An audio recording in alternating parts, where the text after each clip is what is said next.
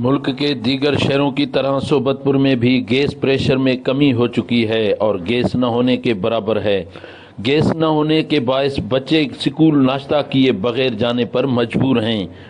Gas न होने के बायस लकड़ियां भी महंगी हो चुकी हैं और एलपीजी गैस सिलेंडर भी दुगना महंगे मिल रहे हैं। शहरियों का कहना था कि गैस न होने के बायस घरेलू खवातीन को भी खाना पकाने में शदीद मुश्किलात पेश आ रही हैं। सोबतपुर में गैस तो ना होने के बराबर है।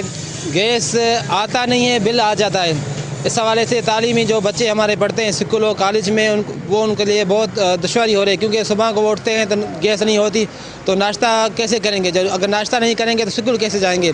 इस तरह गैस सिलेंडर भी काफ़ी महंगे हो गए हैं, जो गरीब आवाम नहीं खरीद सकते। लकड़ियाँ भी काफ़ी महंगी है। तो इस हवाले से हम वज़ीर आला बलूचिस्तान से यही अपील करते हैं तो फिलहाल इस मसाइल को देखा जाए और हल किया जाए। खुदारा यहाँ सोबतपुर ज़िले में गैस चलता ही नहीं है। गैस को यहाँ पे चलाया जाए, बहाल किया जाए। जिस तरीके से गैस चल रहा है तो वो गैस भी नहीं है, सिर्फ बिल लाते हैं तो इतना बिल बना, लेकिन गैस चलता ही नहीं है। जो गैस शहर से भरवाते हैं वो भी महंगा हो चुका है, लकड़ियाँ महंगी हो चुके हैं।